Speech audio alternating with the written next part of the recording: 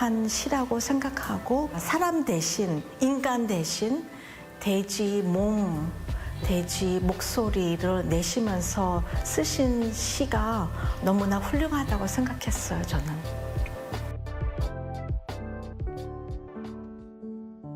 Bloom pig. A horde of healthy pigs, like young strong men, get thrown into the pit. They cry in the grave. They cry standing on two legs, not four. They cry with dirt over their heads. It's not that I can't stand the pain, it's the shame.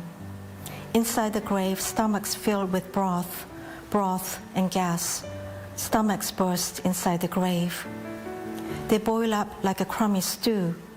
Blood flows out the grave. On a rainy night, fishy-smelling pig goes flash, flash. Busted intestine tunnel their way up from the grave and soar above the mound. A resurrection. Intestine is alive, like a snake. Bloom pig, fly pig. Boars come and tear into the pigs. A flock of eagles comes and tears into the pigs. Night of internal organs raining down from the sky. Night of flashing decapitated pigs. Fearful night, unable to discard pig, even if I die and die again. Night filled with pig squeals from all over. Night of screams, I'm pig, pig. Night when pigs bloom, dangling, dangling from the pig tree.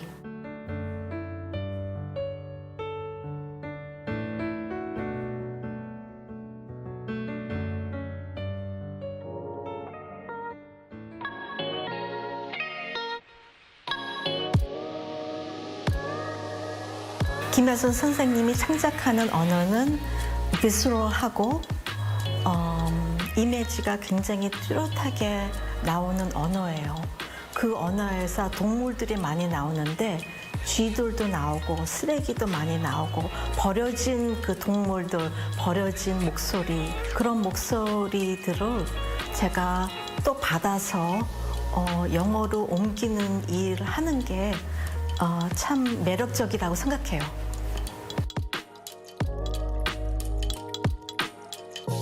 영어로서는 그 여잔지 남잔지 he, she, 프로나운이 굉장히 뚜렷하게 나와야 되잖아요. 한국어는 subject 없이도 쓸 수 있고 pronouns도 별로 쓰지 않고 그래서 저는 항상 선생님한테 이 사람이 여자예요, 남자예요? 그가 누구예요? 항상 그런 질문을 던지고 있어요. 시에 나오는 리듬, 톤, 목소리 그런 거를 다시 영어로 살려야 된다고 생각해요. 뜻만 아니라. 물론 영어하고 한국어하고 그 문법은 굉장히 다르잖아요.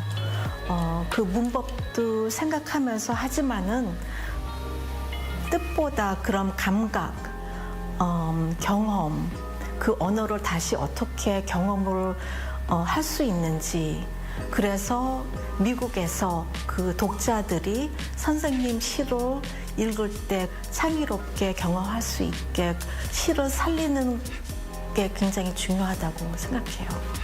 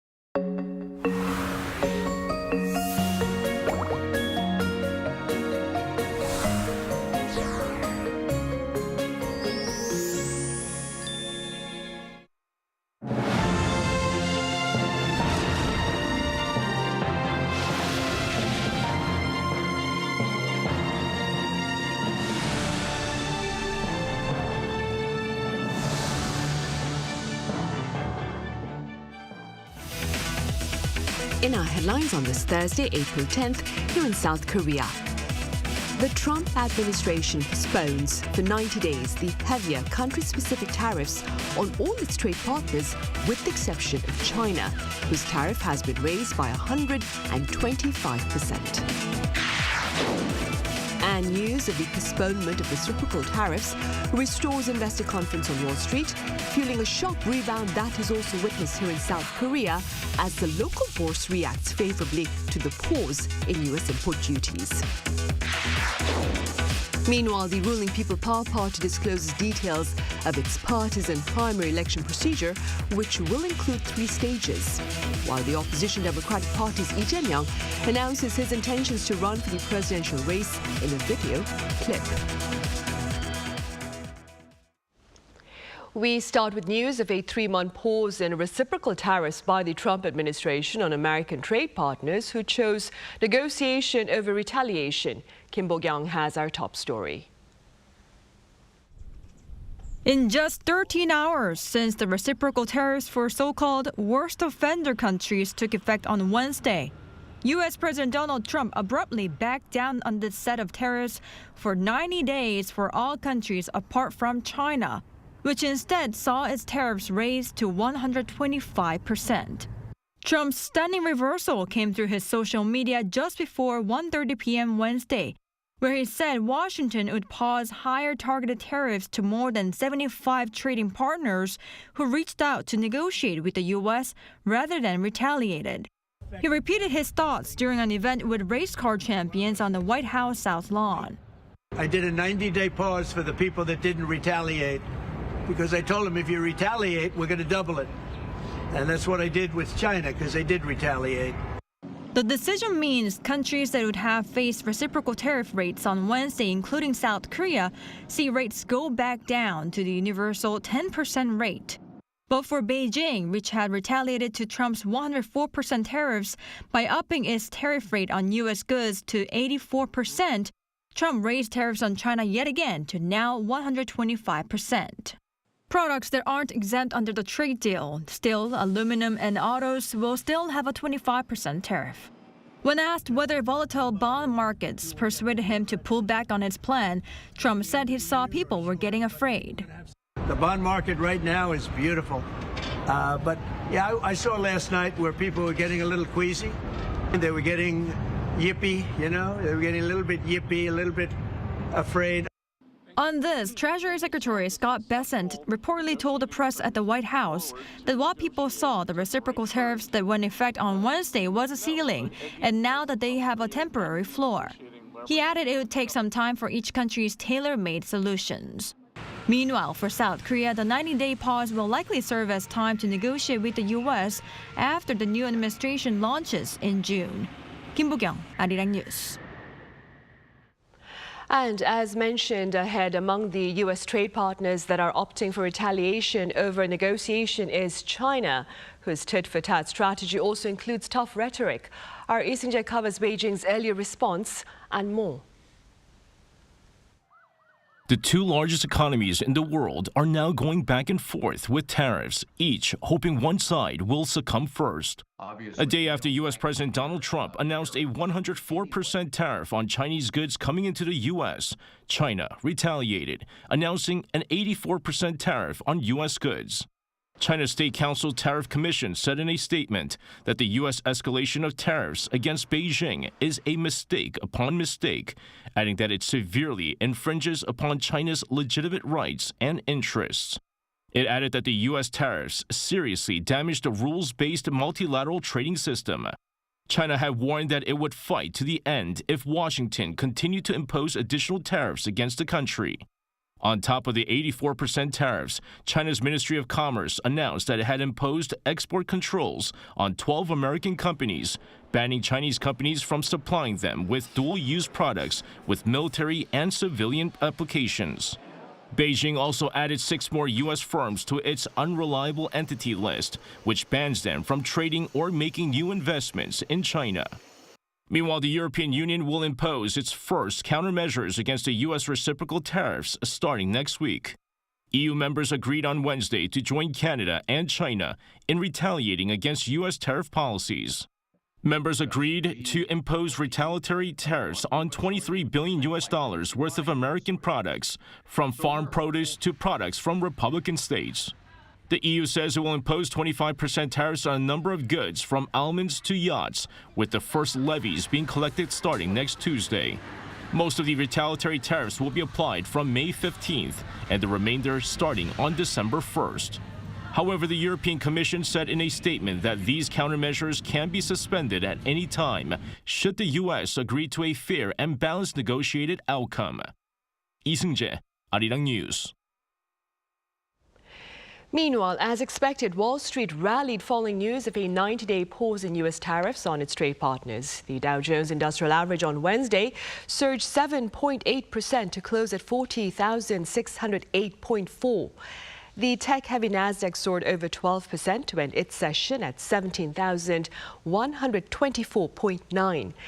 Global crude prices also rose. On the New York Mercantile Exchange, futures for May delivery for West Texas Intermediate gained over 4%, while the June delivery for Brent crude also jumped over 4% on the ICE Futures Exchange.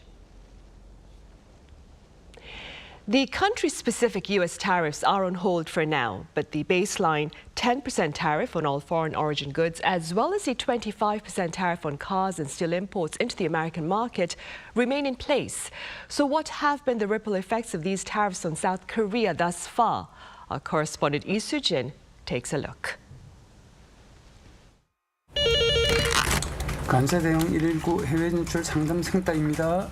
미국의 그 대중국 상호 관세 물으시는 거네요. 예.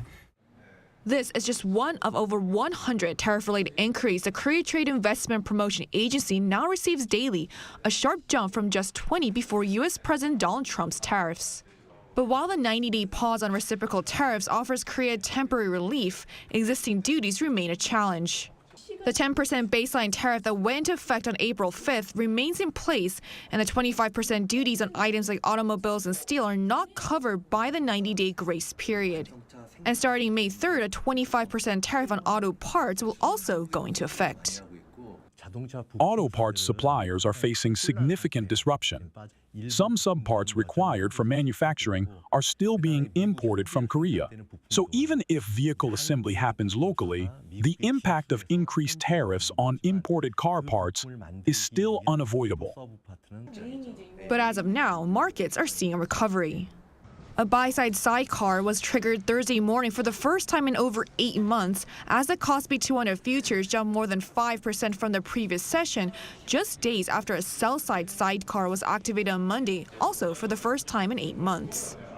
A buy-side sidecar was also activated for the Kosdaq during morning trade for the first time since August last year, when the futures and the stock index each rose more than the 6% and 3% thresholds.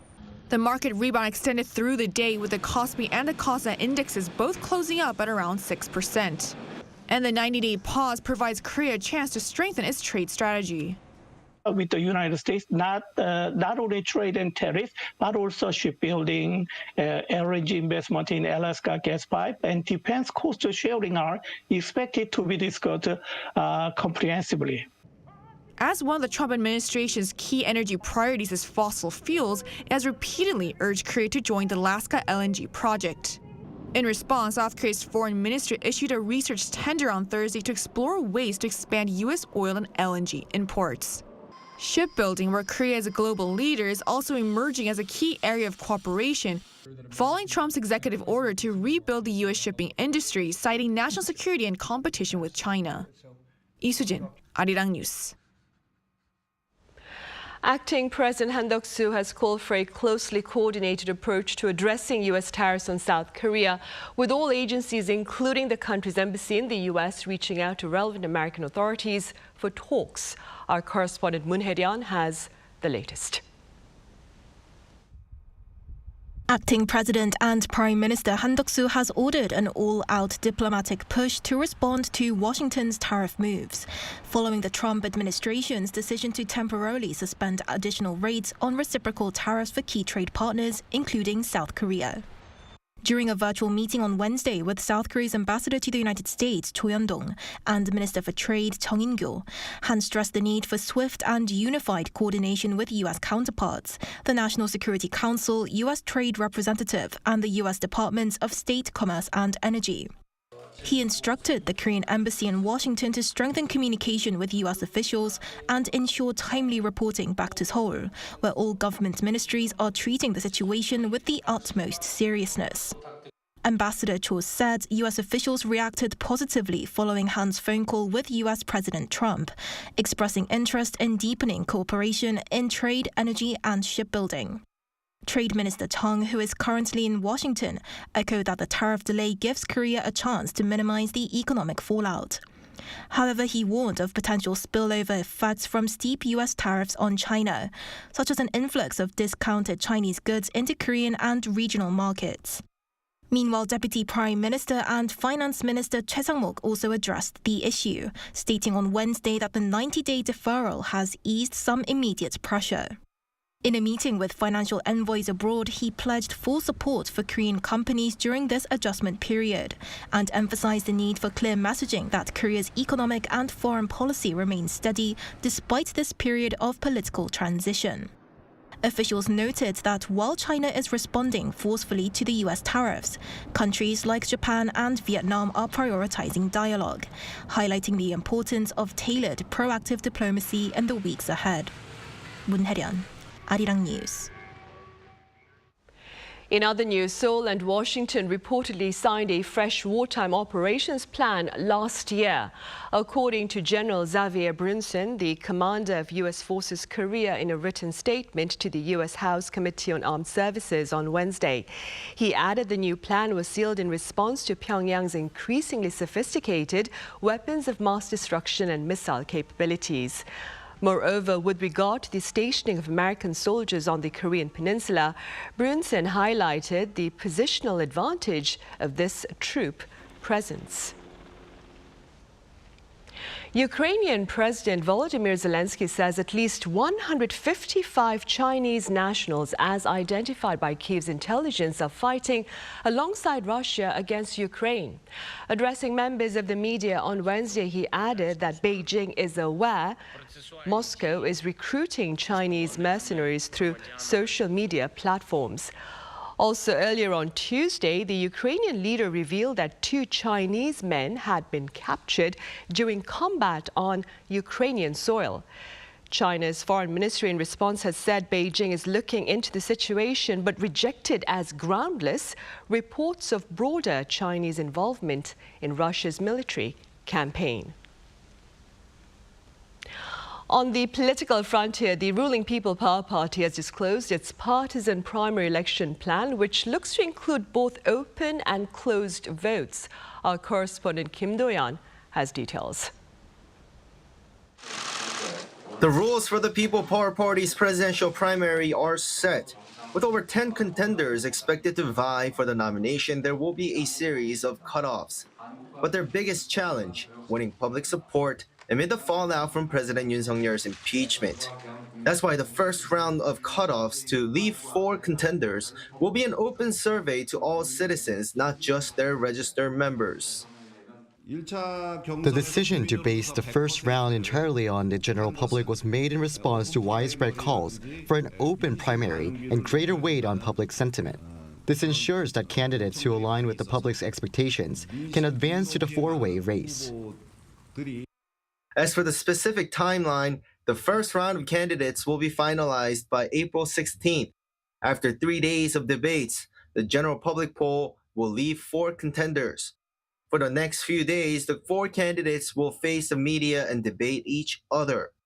The next cutoff survey starts on the 27th, and by the 29th, the remaining 2 will be decided through an open poll for 50% and eligible PPP electors for 50%. Or registered PPP members who've paid for party membership at least once in the past year. If one of the 4 contenders receives more than 50% of the final votes here, he or she will be the final candidate. If not, on April 30th, a debate will be held between the 2 contenders. On May 3rd, the PPP will hold a convention and announce its candidate. Meanwhile, to prevent tactical voting in open polls where opposition supporters might boost a weaker PPP candidate, those who previously backed another are excluded from the survey sample. As for the race, the latest to enter is former PPP chair Han Dong-hoon. Speaking at the National Assembly, Han vowed to block what he called Lee Jae-myung's monstrous administration and says he wants a generational shift in politics. I'm going to create a nation where the citizens come first, the middle class grows, and practicality beats ideology. With that in mind, I will make a change in politics, the era, and the generation. Once the closest to President Yoon, Han broke ranks in early 2024 and even backed Yoon's impeachment. Because of this, he is expected to score high on the all-open voting tallies. Daegu Mayor Hong Jun-pyo is also likely a beneficiary, and his declaration is set to come next Monday. On the other hand, Yoon's close political ally Na Kyung-won also announced that she will declare her candidacy on Friday. Kim Mun-soo and An Chol-soo are among those that's declared candidacy already. Kim Do-yeon, Arirang News. And former Democratic Party leader Lee Jae-myung, who stepped down on Wednesday, has announced another run for the nation's top office. In a video message on this Thursday morning, he pledged dedication to people in a new vision dubbed K Initiative that highlights Korea's ability to turn crisis into opportunity. He is expected to elaborate on this vision at the parliament on Friday. Other DP candidates are former lawmaker Kim Do-kwan and Governor of Gyeonggi-do Province Kim Dong-yeon, who earlier declared their intentions to run in the race. Meanwhile, the opposition party has tapped Park Bom-gye, a four-term lawmaker, as its election committee chair and has yet to announce its partisan primary election plan. The Constitutional Court has dismissed the National Assembly's motion to impeach Justice Minister Park Sung-jae. The court on Thursday unanimously declared its decision not to uphold the dismissal of Park on allegations of collusion to impose martial law, citing the lack of tangible evidence. This ruling immediately reinstated Park into his post after almost 4 months of absence. On the cultural front, an art museum here in capital Seoul is showcasing a beautiful collection of ancient paper fans that all have a unique story to share. Our Han Da-eun has a glimpse. A fan painting gifted by a Qing dynasty scholar to a celebrated Chosun literati painter Hong Yeon-ju. The delicate bamboo leaves invite viewers into the refined artistic exchanges of the era. Jiran Byung-bun by Chusa Kim Jung-hee, a towering figure of Chosun-era calligraphy and literati art, brings to life a graceful composition of orchid blossoms and mushrooms. Cho Hee-ryung's orchids whisper of changing times, casting light on the evolution of his artistic style. Cho Hee-ryung's early orchid paintings were largely shaped by Chusa Kim Jung-hee, but later gave way to a more unrestrained style, reflecting the emotional weight of his exile. A grand fan painting by Tanwon Kim Hong-do, Chosun's prominent painter renowned for his depictions of common people, with heartfelt praise from Kim's close mentor inscribed in the right corner, adds to the charm and warmth of this masterful work. Rather than giving a plain fan, our ancestors made it special by adding their own paintings or calligraphy, turning it into a personalized gift. The fan artworks of modern-era artists are filled with calligraphy and paintings, each brimming with stories and warm wishes for the recipient's good fortune. Titled Sonu Pungol, which translates to sharing a moonlit breeze with good friends, the exhibition features 55 fan artworks carefully curated from the Kansong Art Museum's collection. Among them, over 20 pieces will be unveiled to the public for the first time. The museum's first fan-themed exhibition in 50 years runs through May 25th, inviting visitors to discover the untold stories woven through every fold and brushstroke. Han Da-eun, Arirang News.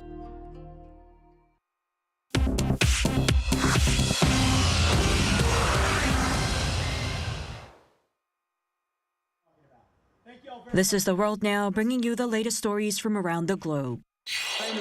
In Germany, Friedrich Merz is set to become the next chancellor next month, with the conservative CDU-CSU alliance and the center-left SPD reaching a coalition agreement. On Wednesday local time, leaders from Germany's Christian Democratic Union, its sister party, the Christian Social Union, and the Social Democratic Party announced a coalition deal. This follows the federal elections held on February 23rd, where the CDU and CSU emerged as the leading force without an outright majority. The coalition policy framework, titled Responsibility for Germany, outlines key initiatives including economic measures, fiscal policy, defense, and foreign policy. Friedrich Merz, leader of the CDU, is poised to become the next chancellor, pending formal approval processes within the involved parties. U.S. Defense Secretary Pete Hegseth has announced plans to enhance military cooperation with Panama, aiming to counter perceived threats from China's influence over the Panama Canal. During a visit to Panama City on Tuesday, Hegseth emphasized the strategic importance of the Panama Canal, through which over 40% of U.S. container traffic transits annually. On Wednesday, he asserted that China-based companies control critical infrastructure in the canal area, potentially enabling surveillance activities that compromise the security and sovereignty of both Panama and the United States. In response, the U.S. and Panama have agreed to deepen their military collaboration, including conducting joint training exercises and enhancing security operations to safeguard the canal's operations. NATO Secretary General Mark Rutte visited Tokyo on Wednesday to meet with Japanese Prime Minister Shigeru Ishiba. The two leaders agreed to enhance defense industry cooperation, focusing on developing advanced dual-use technologies, such as artificial intelligence and drones. They also plan to increase collaboration in cyber defense, space, and joint military exercises. Both parties expressed concern over China's military buildup and its support for Russia's defense industry amid the ongoing Ukraine conflict. Japan also expressed interest in joining NATO's security assistance and training for Ukraine mission, which is based in Germany. Finally, U.S. toymaker Mattel has unveiled a new Ken doll modeled on NBA superstar LeBron James. It is the first time a professional male athlete has been honored in this way. Dubbed the Ken Basseter, the doll reflects James' influence both on and off the court. It features a blue and white jacket, including his jersey number 23 and an Ohio emblem. Accessories include Nike sneakers, Beats headphones, and the LeBron James Family Foundation's We Are Family t-shirt. The doll will be available from April 14th to 19th at select retailers and online platforms, priced at $75 US. 최지희, Arirang News.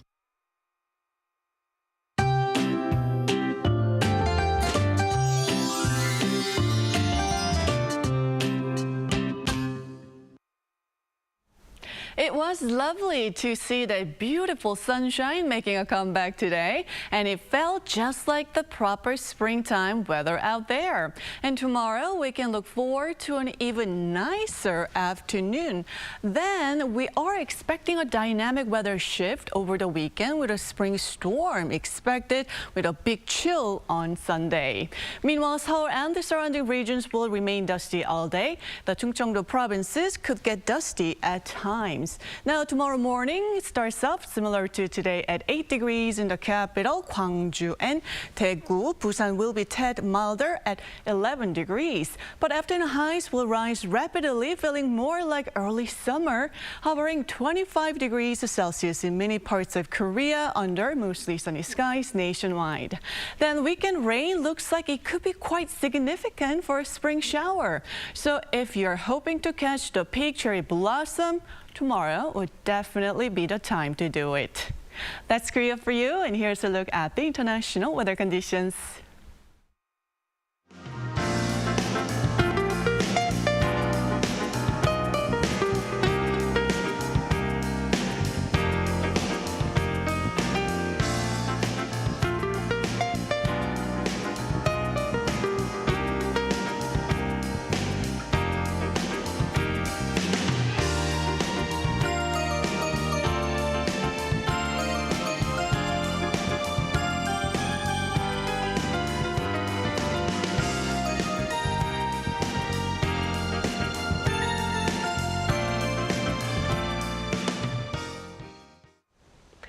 Right, those are the headlines at this hour. Thank you for watching.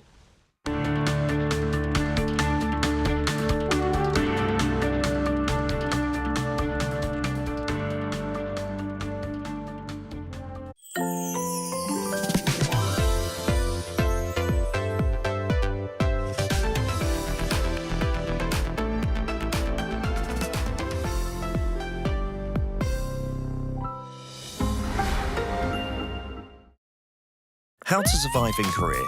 Workplace. Step 1. Lunchtime. The most important morning routine is to check today's menu. Food is essential for survival. Memorize today's menu. The highlight of office life. Lunchtime. Rice in the bottom left, soup in the bottom right. The top is for the sides. The sauce and the spoon go here. This is the basic layout, but it's a bit odd to switch rice and soup. When you're done, pour the leftovers into the soup bowl. It doesn't look that appetizing, so wait until others are done eating. Step 2. Neng, nep, nenep. These are the most used expressions at work. Choose the most appropriate form. Neng, nep, nenep. Remember that the formal ne can sound a bit stiff. Did you just say yes? Absolutely not acceptable. You want to find the right word for the right occasion. Step 3. Desteria. Desteria is the oasis in the desert. Show them your character. If you're not the diligent type, get a stooky plant. Work is tough. Laugh and the whole world laughs with you. Weep and you weep alone. Stay put, like the stooky that survives in the desert. Hang in there until the end. Of course, you can always quit. You matter more than anything else. Step 4. Survival kit. Every worker needs a survival kit. Survival kit level 1. This position gets the most exposure. Grab one when you need a sugar boost. Always keep a few treats you can offer your co-workers. Survival kit level 2. These are for hunger pangs before and after a meal. You'll need them when you take a coffee break with your office buddies. Survival kit level 3. Trash talking your boss with your soulmate. Did you survive in the workplace? Office romance? Be careful. Even the photocopier knows all the gossip. Say that is real. 나 헤매던 모든 순간이 이제는 너의 미소를 만들어줄 테니 내디도 너를 향해 걷는 순간 그때가 되면 우리의 시작 변해버린 나의 맘은 어딜 향해 가는 걸까 나 돌아갈래 내 허상으로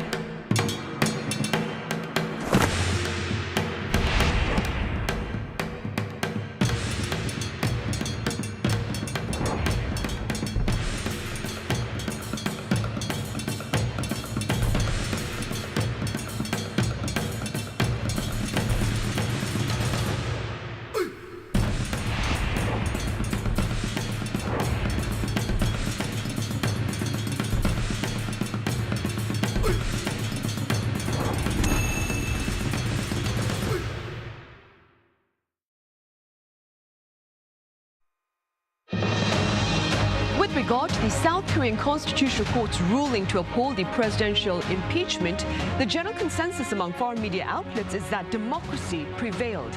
Our panel of foreign journalists today has more.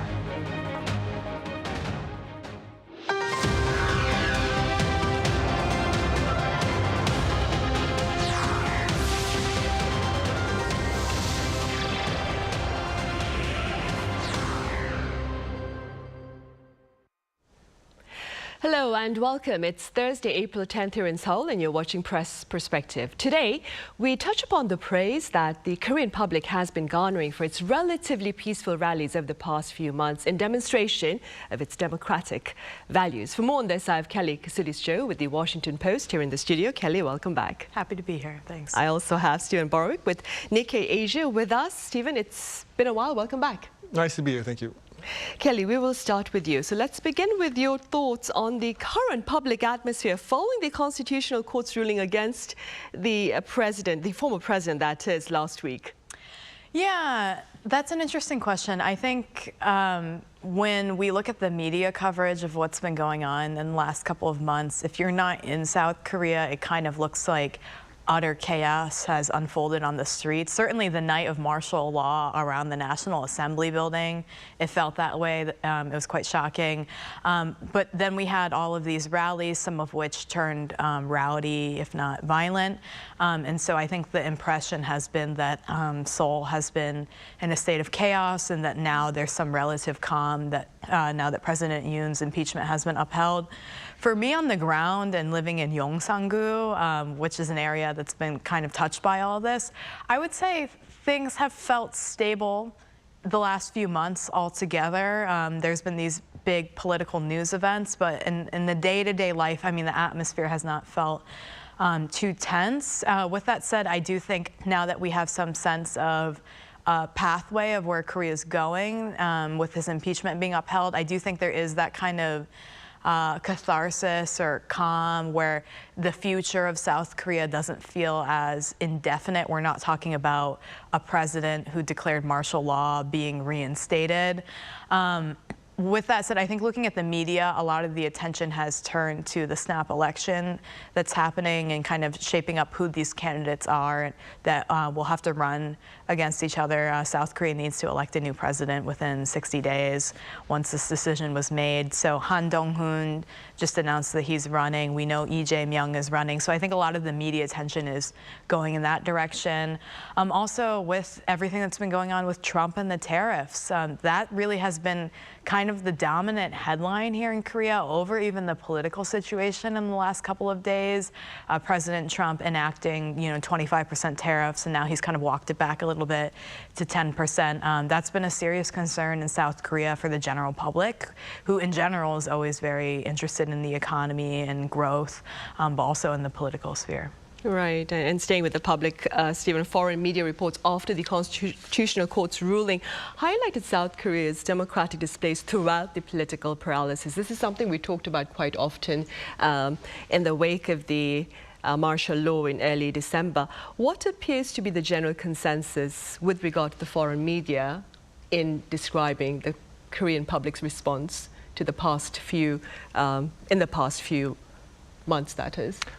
The task of foreign journalists is always to kind of put things in context and to kind of provide a cogent and a sort of truncated explanation for how things work in a particular country. And so the task in this case, I think, has been to communicate that in South Korea, democracy is not something that people necessarily take for granted. They see it as something that needs to be fought for. This is only a democracy because there was a sustained protest movement in the late 1980s, and that was what led to things like free elections and a free press and all the rest. This is not a country where just the natural state of affairs is everything being stable and open. There is a strong authoritarian instinct among some leaders here. There is this kind of push and pull between civil society and certain leaders. And so the task of covering what's been going on for the past few months here is explaining to readers that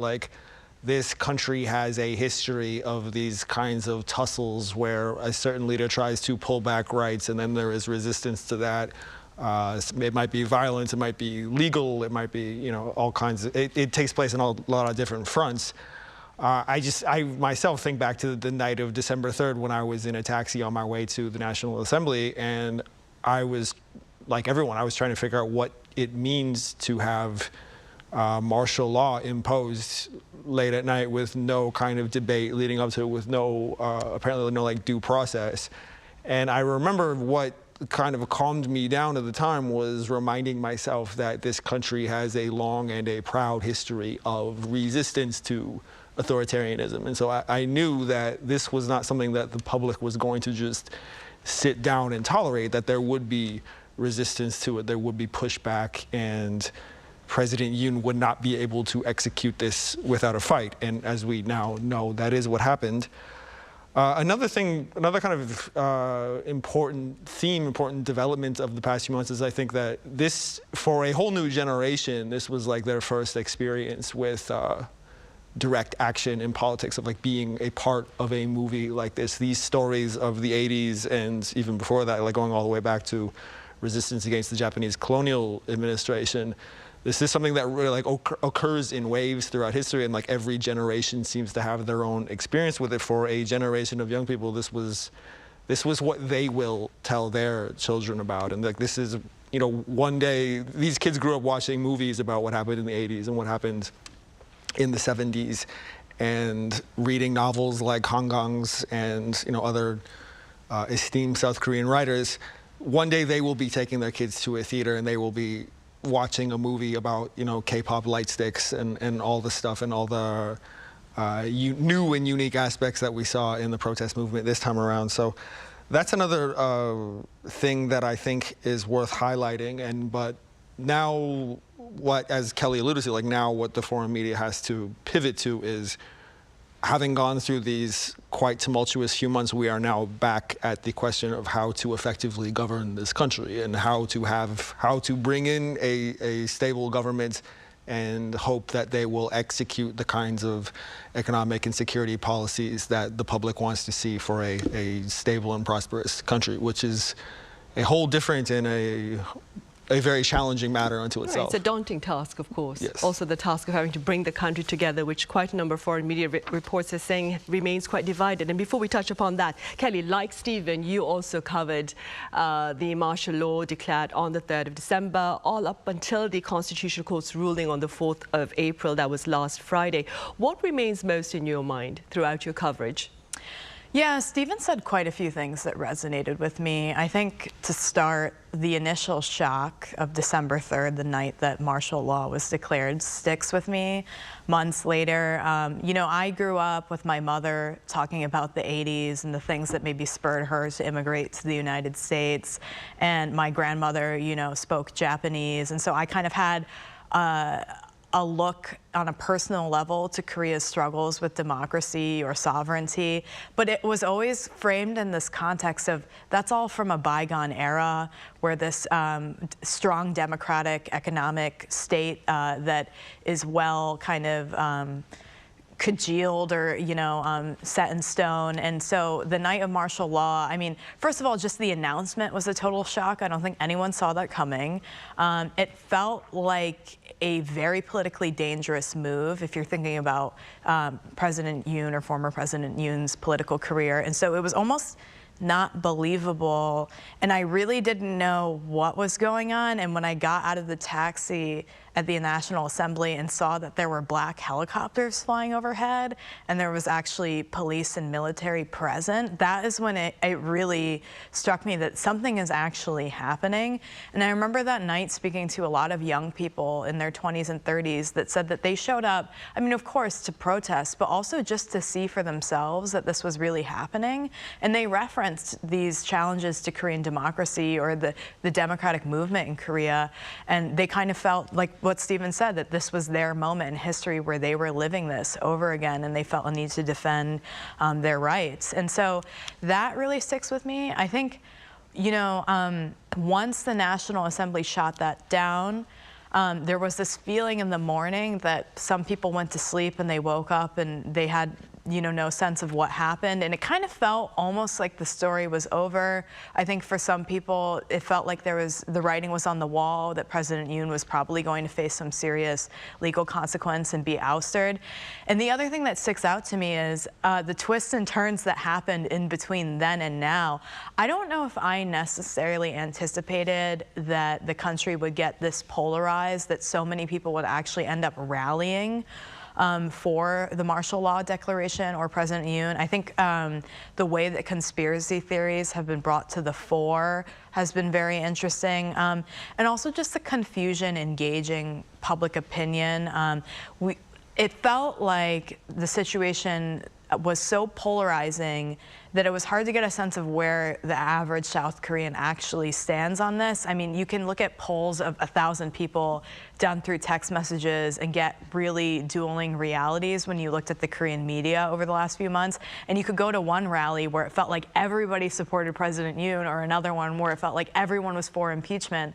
And the truth lies somewhere in between. So it was just kind of a very dizzying era. And now that his impeachment is upheld, I mean, we see kind of the result that I think was being predicted in the very beginning, but the journey and the level of violence or the security concerns that occurred in between, all of that was surprising to me.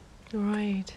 Stephen, one French media claims the presidential impeachment here is a reflection of the Korean public's commitment to its political values. Now, prior to the events of the past few months, quite a number of pundits had shared their concerns with what they perceived as a lack of interest in politics among the young. But as Kelly mentioned, when she was there on the night that martial law was declared, she spoke to a lot of people in their 20s and 30s who were present there at that night. What do you suppose motivated them to take to the streets?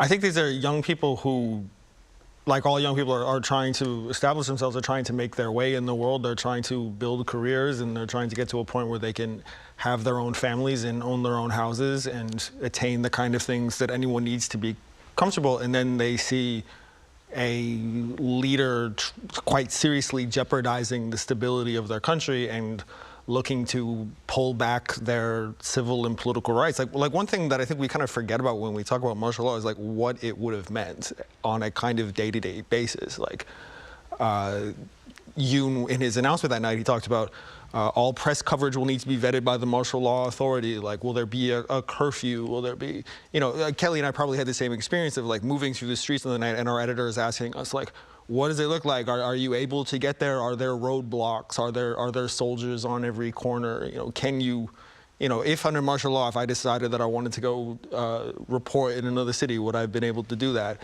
And so I think a lot of young people looked at this and they thought, they're in the process of job hunting. They're in the process of figuring out where they want to go to school. And this is those are difficult things at the best of times. Being young is quite challenging in a number of ways, even when you're in a safe and a prosperous and a booming country. But when you have a leader who quite capriciously wants to introduce all of these new strictures into life, that is really alarming. And so I think it was quite rational for these young people to feel like they had to take a stand here. And I've been thinking about the question of political values that you brought up, Sunny, and I do think there is, in Korea, I feel like there's this interesting kind of almost like a paradox where that like you have these two sides, you have like kind of the Jimbo, the left-leaning side, and then you have the conservative side who say that they both want the same things. They both talk a lot about democracy and about security and about people's livelihoods. There are these catchphrases that get circulated all throughout the spectrum, but in this case of Yoon's impeachment, you had people who were in favor of martial law and who thought that this was like a rational and a reasonable response to what Yoon described as a national emergency. So I think maybe after this election, we'll have like a clearer sense of what the country's political values really are. I mean, will the People Power Party like feel confident about electing somebody who is in some ways like associated with Yoon, or will they feel like they need to have a candidate that like really kind of openly repudiates martial law and says, like, this is not who we are. You know, if you put us back into power, we will never do something like this again? Or will there be or will they kind of double down on that? Will they say, like, no, the experience of Yoon's presidency up until martial law indicated that the Democratic Party is not interested in governing effectively? So this is every election is big, but when it comes to addressing matters like what might motivate young people to want to be politically involved and like what the political values, the political culture of this country is, I think we're about to find out a lot about that. Right, which is why I believe today the ruling People Power Party spoke about basing the first phase of its primaries on an open vote involving the public. Right? Moving forward, Kelly, while the protests here in the country have come to an end, over in the US this past weekend, people took to the streets to protest Trump tariffs. What comparisons do you suppose can be made with the protests there and those that ended here in the country? Yeah, I think they're quite different. If I had to look for similarities, I mean, I think what we've seen in South Korea and what we're seeing in the United States are, you know, a mass mobilization of people against a leader that is seen as brash, who is seen as willing to disrespect or disregard general kind of legal procedures for the sake of their own agenda and then worry about the legal consequences and the challenges later. Someone who is right-wing or conservative, so to speak, who is polarizing, who has a very strong fan base, but also a large segment of the population that does not agree with their policies or their worldview even. So in that sense, it does feel like there are some similarities, but I think the reasons for these protests otherwise are very different, and also just the general kind of nature and protest culture. In South Korea, where protest culture is very strong, very globally celebrated, talked about in the foreign media, it's kind of expected that we would see hundreds of thousands of people rallying over the last few months. And I don't want that to be taken for granted. I think that political activity in Korea is something that's really important and that a lot of countries like the United States generally lacks, in the level of organization and zeal that's put into people expressing their opinions and defending their values. That's something that's very aspirational to other parts of the world. Meanwhile, in the United States, to have this level of organization at all in this day and age is, I think, more rare and therefore maybe more notable to some people. The organizers of these hands-off protests, which are generally kind of against Trump, the tariffs, but also Elon Musk and what's seen as an abuse of power in the Oval Office. The organizers say that it was about 1,300 rallies in 50 different states. They claim that it was the largest protests yet against Trump and Musk. And the last thing that we could probably really compare this to is the Women's March that happened shortly after Trump came around the first time. So in the U.S., I mean, there's many reasons for this. Americans don't show up to the polls as much as Koreans, generally speaking.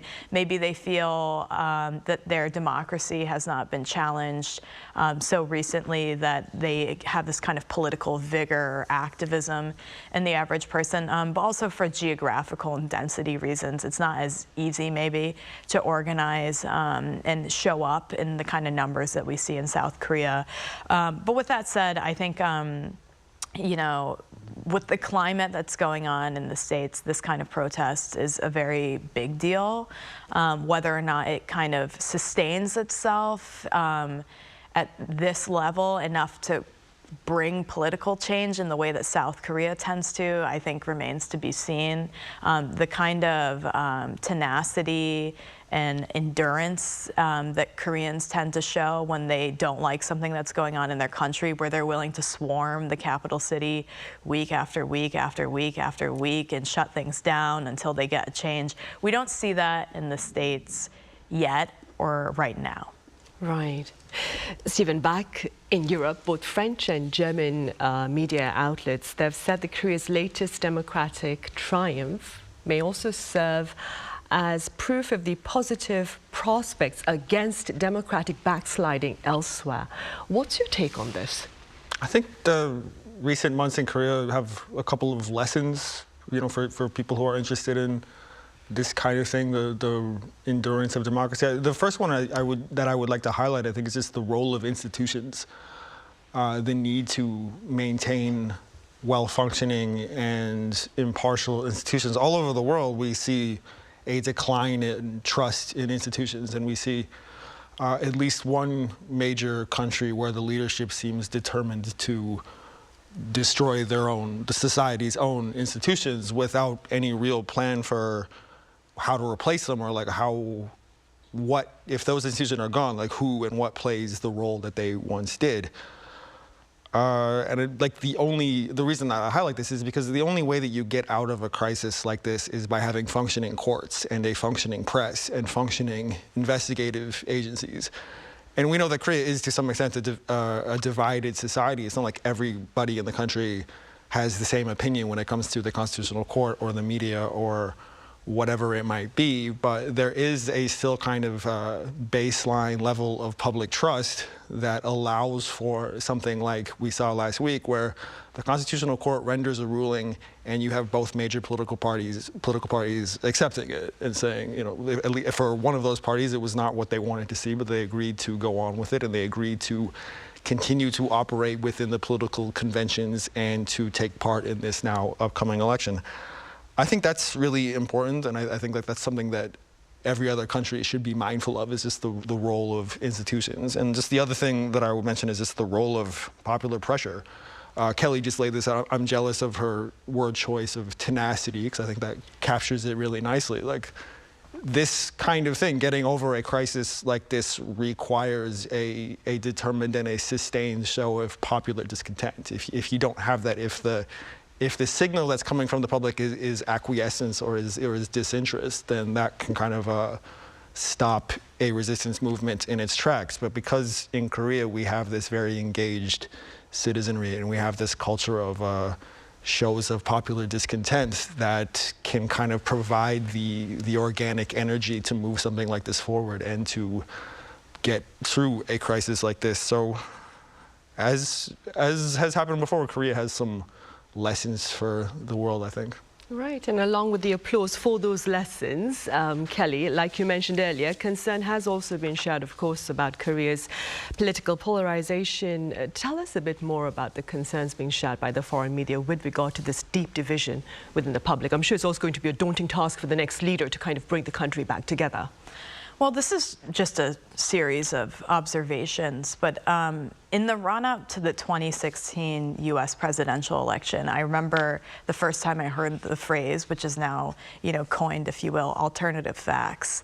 And it was because in that time in the United States, we were really reckoning with a different political playbook of kind of no longer debating how we fix an issue, but actually debating what the issue or what the reality even is, and creating divisions and polarizations because we have people competing or dealing with competing realities, right? And so I think we've always seen this to some degree in South Korea as well. I mean, coming here 8 years ago as a reporter, you always kind of came across that one or two people in Gwanghwamun Square claiming that, the president was a spy for North Korea, but they were kind of seen as, someone on the fringes, if you will. And we saw, the conspiracy theory poster boards that people would wear on their bodies here and there. But I think what this past few months has shown is that that kind of competing reality or polarization is here. It has serious effects on what's going on politically in South Korea, and it's probably here to stay.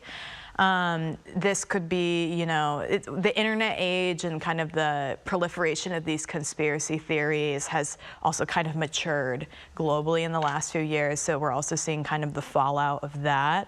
In the past few months, seeing the way that the phrase "stop the steal" was kind of co-opted by pro-Yoon protesters, and even now people contesting whether or not the general elections in South Korea were legitimate.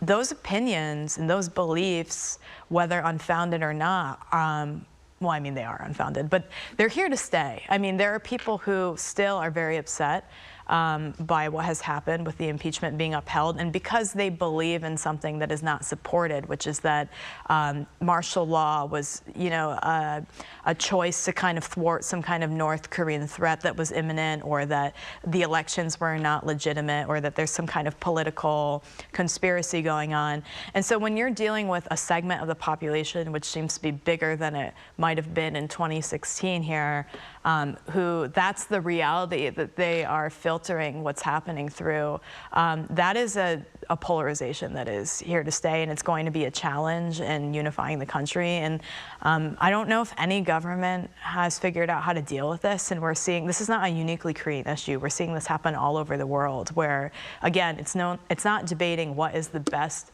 way or school of thought of dealing with a common national issue. It's actually debating what even the issue is, or what reality is at this point. Just to highlight it, I mean, self-immolation is unfortunately something that is fairly common here, but a man self-immolated himself and died recently, and he was found to have these pamphlets saying that, opposition leaders were pro-North Korean spies or operatives. I mean, this is clearly not true, but people are willing to die for this cause. And today in the United States, one piece of news that we were looking at was President Trump, ordering the Department of Justice to launch an investigation into 2 former cybersecurity officials that he saw as his critics, and he continued to forward this idea that the 2020 election was stolen, which again, we have proven again and again, there's no evidence to suggest that. But I think what this shows is once you give light to conspiracy theory and it takes off, a certain segment of the population is still going to run with that. Right, definitely something to think about. And definitely a topic for discussion for another day as well. All right, Kelly, I'm afraid I'm going to have to end it there. Thank you so much for your time and your thoughts. And Stephen, thank you very much for your insights. Thank you. Right, well, on that note, we end this edition of Press Perspective. Thank you for watching. See you same time tomorrow.